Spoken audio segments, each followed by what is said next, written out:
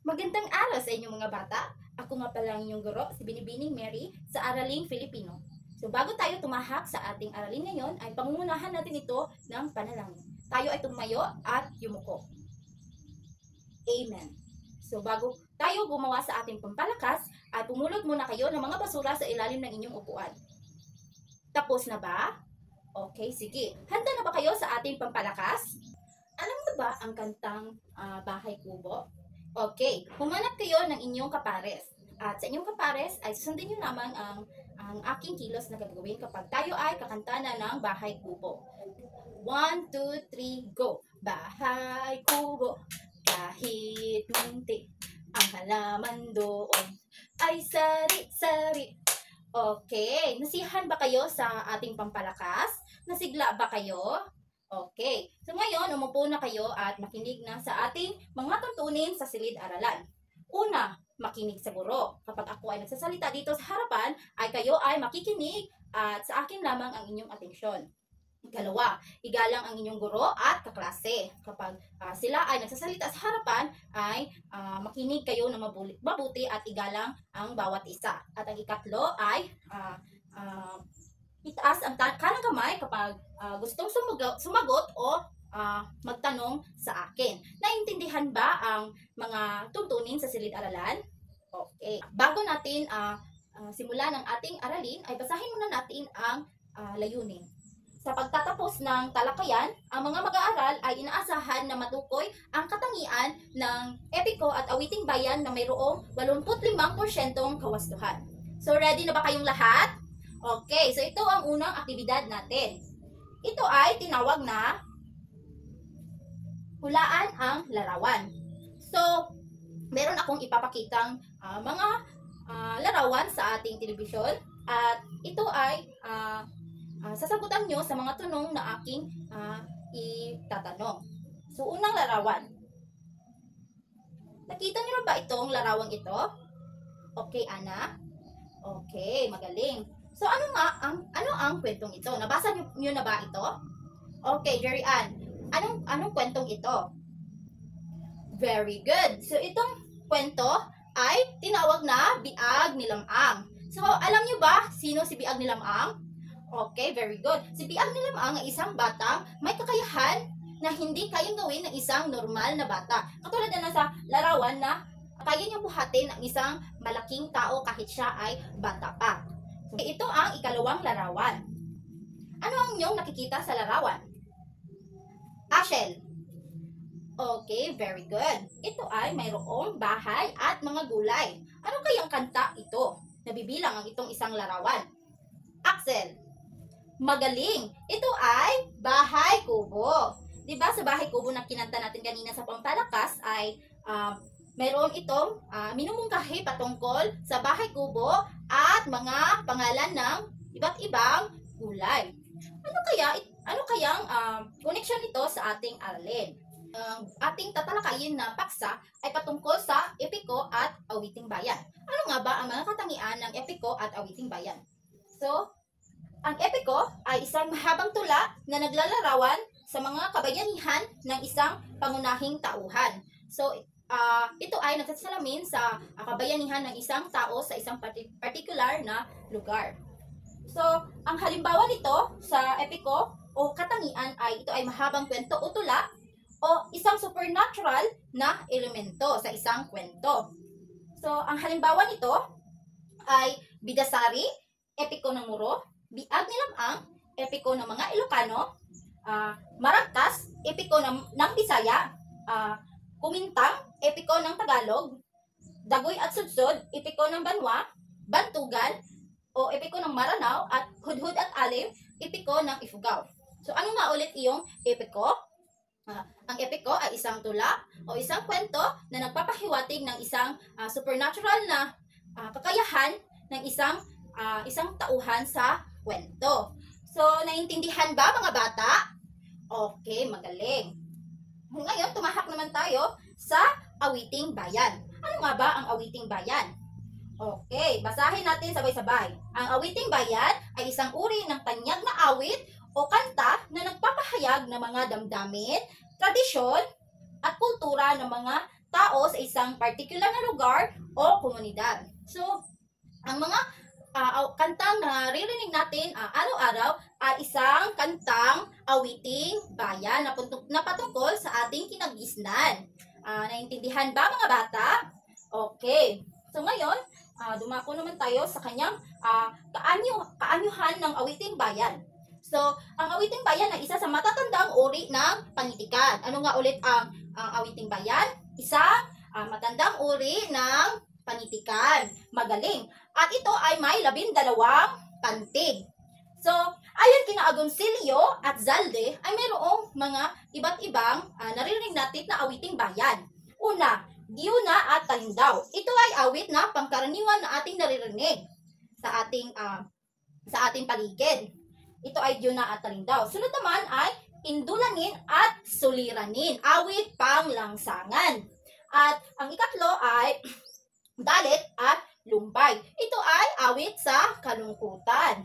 Susunod naman ay ang Ihiman, awit pag-iisang dibdib, kung saan ito ay naririnig natin kapag mayroong kasalan na nagaganap sa isang simbahan. At ang sunod naman ay ang Balingkungkong, awit pagtatagumpay. At ang sunod naman ay Tigapsin, awit paggaod ng mandaragat. Mga kanta na patungkol sa mga mandaragat na mga tao. At ang sunod naman ay Tingad, awit tahanan na ating naririnig sa ating mga tahanan. At Heli o Uyayin naman ang awit na pampatulog sa mga bata. So, ano nga ulit ang kaanyuan ng awiting bayan? Ang awiting bayan ay ang mga kantang naririnig natin sa ating mga paligid na nagbibigay kahulugan sa mga damdamin, tradisyon at mga kultura ng isang particular na lugar o ating paligid. So, ano nga ulit ang awit panglansangan? Ashel? Very good. Ang awit panglansangan ay Indulanin at Suliranin. Ano naman sa awit pag-iisang dibdib? Okay, Heart. Very good. Ito ay awit Ihiman. Paano naman kapag tayo ay nagpapatulog ng bata? Anong kanta ang kinakanta? Leia. Very good. Ito ay Heli o Uyayi. So ngayon, atin namang tatalakayin ang mga awit na maririnig sa iba't ibang panig ng Pilipinas. So sa Tagalog, mayroong Bahay Kubo, Kundiman ng 18,000. At Ilocos, Manangbiday, Ayat. Sa Bicol naman, Isang Gabi kung maglalarga ka nunoy. Nueva Vizcaya, Babay sa Makayang.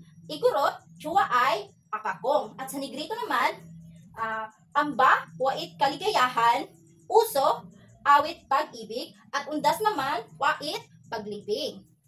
So may naintindihan ba mga bata? Meron bang mga katanungan? Wala na ba? Okay. So pupunta tayo sa susunod na tatalakay natin. So ang halimbawa nito sa awiting bayan ay Bahay Kubo. Ang Bahay Kubo ay isang tanyag na awiting bayan din, di ba? At pati na rin ang Liron-Liron Sinta. Ito ay isang tradisyonal na awit, di ba? Nakanta nyo na ba ang Liron-Liron Sinta? O, di ba? Magaling. So, ngayon ay tatalakayin natin ang pagkakaiba ng epiko at awiting bayan. So, ano nga ba ang kanilang pagkakaiba? So, ang epiko ay isang mahabang tula na kwento na nagsasalaysay ng kabayanihan at pakikipagsapalaran ng isang tauhan o isang bayani. Ang awiting bayan naman ay isang uri ng kanta kung saan ito ay simpleng melodiya at madali ang liriko. Ito ay kinakanta sa araw-araw na buhay natin, di ba? So, yun ang pagkakaiba ng epiko at awiting bayan. So, ang epiko ay isang mahabang tula na nagsasalaysay sa kabayanihan. At ang awiting bayan naman ay isang uri ng kanta na madalas nating palagi nating nakikinig araw-araw. So, ang pagkakatulad nila ay ang epiko at awiting bayan ay nagtatalakay sa kultura at tradisyon. Ito ay napapahiwatig ng damdamin at kultura ng isang partikular na lugar o tauhan. At ito ay nagpapahayag ng damdamin at ideya sa bawat pagbigkas o pagbasa natin ng epiko at kwentong bayan. So, naintindihan ba ang ang ating aralin ngayon mga bata. Magaling. Ano nga ulit iyong epiko? Ang epiko ay nagpapahiwatig o nagsasalaysay ng isang kabayanihan ng isang bayani o tauhan. At sa awiting bayan naman ay ito ay isang matandang uri ng panitikan. At ito ay naririnig natin sa araw-araw o sa ating mga paligid. So ngayon, ay dumako muna tayo sa ating sunod na aktibidad. Handa na ba ang lahat? Okay. So aking babasahin ang panuto. So hahatiin ko kayo sa dalawang grupo. Gagawa ang bawat grupo ng Venn diagram. So sa Venn diagram ay tutukuyin ng bawat grupo ang katangian ng epiko at awiting bayan. Ang katangian, pagkakaiba at pagkakatulad ng epiko at awiting bayan. So, pagkatapos nito ay tatalakayin ninyo sa harapan kung ano ang pagkakatulad at pagkakaiba ng awiting bayan at epiko.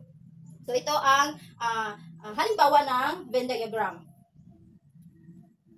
So, tapos na ba ang lahat sa kanilang mga gawain? Okay, magaling.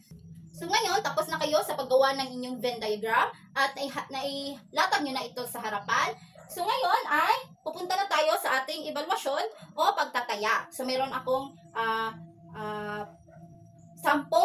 tanong na inihanda dito sa harapan at ito ay sasagutan ninyo. Ito ay multiple question item. So mayroong tanong at mayroong mga pagpipilian na sagot. Basahin ang bawat tanong at piliin ang titik ng tamang sagot. Naintindihan ba ang panuto mga bata? So bibigyan ko kayo ng 5 minuto para masagot ang ating evaluasyon o pagtataya. So tapos na ba mga bata?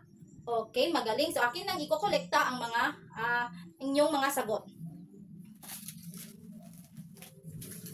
So ngayon ay tapos na tayo sa ating pagtataya o evaluasyon.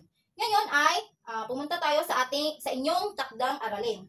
So ang panuto ay magbigay ng 2 halimbawa ng epiko at awiting bayan. Tukuyin kung ano ang katangian at pagkakaiba ng kwentong ito o kanta. Tukuyin kung saan lalawigan ito na bibilang. So naiintindihan ba mga bata? Ano nga ulit ang epiko?